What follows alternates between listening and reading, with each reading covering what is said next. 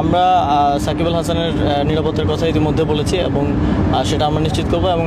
আমিও ব্যক্তিগতভাবে চাই এরকম একজন প্লেয়ার যার দেশের জন্য এত অর্জন রয়েছে তিনি বাংলাদেশেই তার যেহেতু টেস্ট শেষ করতে চাচ্ছেন সে ফেয়ারওয়েলটা পাক, এটা আমার আশা থাকবে। যেহেতু আপনি মাঠে আসছেন যে নারী বিশ্বকাপের প্রথম যে ম্যাচটা সেটা দেখার জন্য, আপনার কেমন মনে হচ্ছে যে বাংলাদেশ কতটুকু অগ্রসর হবে এবং বাংলাদেশ কতটুকু তারা সফলতা অর্জন করতে পারবে? আজকের খেলা দেখার পর আমি বাংলাদেশের নারী ক্রিকেট দলের সফলতার ব্যাপারে আশাবাদী। আমি মূলত এসেছি যেহেতু এই নারী বিশ্বকাপটা বাংলাদেশে হওয়ার কথা ছিল, এক্সট্রাঅর্ডিনারি সিচুয়েশনের কারণে আমরা পারিনি, কিন্তু বাংলাদেশি হোস্ট হয়ে দুবাইতে এটার ভ্যালুটা আছে, তো সেজন্যই যেহেতু আমরা হোস্ট সেই জায়গা থেকে পরিদর্শন করা এবং একই সাথে আইসিসি একাডেমি মাঠ ঘুরে দেখেছি এখানকার যেই স্পোর্টস ইনফ্রাস্ট্রাকচার সেটা বাংলাদেশে কীভাবে আমরা করতে পারি এবং বাংলাদেশের স্পোর্টস ইনফ্রাস্ট্রাকচার কীভাবে ভালো করতে পারি আরও এখান থেকে শিখে সেই শিক্ষাটা নিয়ে সেজন্য মূলত আসা আর কি। বাংলাদেশের ক্রীড়াঙ্গনকে মানে ঢেলে সাজানোর জন্য এবং একটা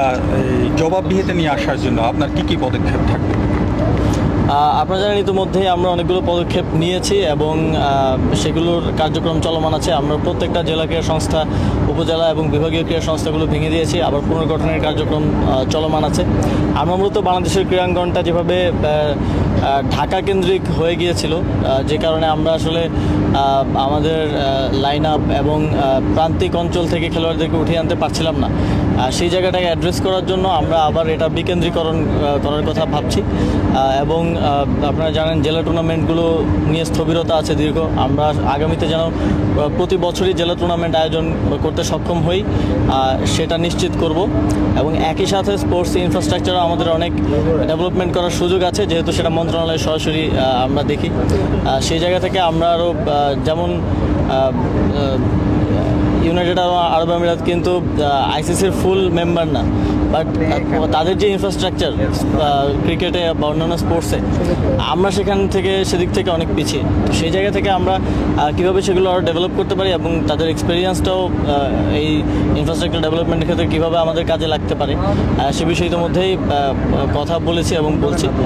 সামনের দিনে বাংলাদেশের স্পোর্টসকে একটা অনন্য উচ্চতায় নিয়ে যাওয়ার জন্য আমরা কাজ করব। আর আরেকটা বিষয় আমরা জানতে চাচ্ছি, যেটা আসলে সকল এখানে যারা ক্রিকেট অনুরাগীরা আছেন তাদের সকলের একটা জানার কথা, যে সাকিবের এই সময় অবসর নেওয়ার বিষয়ে আপনার কোনো বক্তব্য আছে কিনা, অথবা আপনি এটা নিয়ে কি চিন্তা করছেন? আরেকটা বিষয়, যেহেতু আপনি আরেকটা মন্ত্রণালয়ে কাজ করছেন যেটা শ্রম মন্ত্রণালয়, সেটা কর্মসংস্থান মন্ত্রণালয়, সে এখানে বাংলাদেশি শ্রমিকরা নানাভাবে বিভিন্নভাবে তাদের ভিসার সংকট রয়েছে, ভিসা জটিলতা রয়েছে, এখন সাধারণ ক্ষমা চলছে, তার মধ্যেও নানা ধরনের মুখাপেক্ষি হচ্ছে বিভিন্ন সমস্যার। এই সমস্যাগুলো আপনাকে চিহ্নিত করে দেওয়া হলে সেগুলোর ব্যাপারে আপনি কোনো উদ্যোগ নেবেন কিনা? না, ইতিমধ্যেই আমি আসার আগেই আমাদের যে বৈদেশিক কর্মসংস্থান বিষয়ক মন্ত্রণালয়ের যে সেক্রেটারি আছেন তার সাথে কথা বলে এসেছি যে আসলে কী কী সমস্যা আছে যেটা আমাদের অ্যাড্রেস করা দরকার, এবং সে বিষয়ে এখানকার আমাদের লেবার কনসুলেট সহ আরও যারা অথরিটি আছেন তাদের সাথে আমি কথা বলেছি এবং একই সাথে আমি এখানকার যারা আমাদের বাংলাদেশি যারা কমিউনিটি আছে তাদের সাথে কথা বলবো এবং একই সাথে যারা ওয়ার্কার আছে যারা বিভিন্ন ধরনের সমস্যা ফেস করছে সেগুলো জেনে যাওয়ার চেষ্টা করবো তাদের থেকে সরাসরি, এবং সেটা বাংলাদেশে গিয়ে সমাধানের জন্য ব্যবস্থা নেওয়ার চেষ্টা করবো। দুটো ইস্যু আছে। প্রথম কথা হচ্ছে যে আমরা অনেক সময় শুনে আসছি যে বাংলাদেশের যে নারী ক্রিকেট দল তারা সবসময় অবহেলিত, তাদেরকে নিয়ে আমাদের পলিসিগুলো কি সেটা জানতে চাই। আরেকটা বিষয় হচ্ছে যে তৃণমূল পর্যায়ে যে খেলোয়াড় তৈরির বিষয়টা সবসময় আমরা বলে আসছি যে আমাদের আসলে কেন খেলাধুলা উন্নতি হচ্ছে না, যে তৃণমূল পর্যায়ে খেলাধুলার যে অংশগ্রহণ কিংবা খেলোয়াড় তৈরির বিষয়টা ওটা কীভাবে দেখছেন? আরেকটা বিষয় আমি একটু পরে শেয়ার করছি। নারী ক্রিকেট দল যে আর অবহেলিত থাকবে না এটা আমার এখানে উপস্থিতি দিয়েই আপনারা হয়তো বুঝতে পারবেন। আমরা যেহেতু নারী ক্রিকেট দল তুলনামূলকভাবে তাদের অর্জন বেশি এবং আমরা আশা করছি এই বিশ্বকাপেও তারা একটা ভালো অর্জন দেশের জন্য নিয়ে আসতে পারবে এবং সামনের দিনগুলোতেও তাদেরকে যথাযথভাবে যেন আমরা সেই সম্মানটা প্রদর্শন করতে পারি, এই অবহেলার জায়গাটা যাতে এই অভিযোগটা যাতে আর না আসে সেজন্য আমরা কাজ করব। এবং তৃণমূল ক্রিকেটের ক্ষেত্রে বা তৃণমূলে স্পোর্টসকে নিয়ে যাওয়ার ক্ষেত্রে আমরা প্রথম দিন থেকেই বলেছি প্রান্তিক পর্যায় থেকে স্পোর্টসটা উঠে আসতে হবে। এটা মানে টপ টু বটম অ্যাপ্রোচ হলে হবে না, বটম টু টপ অ্যাপ্রোচ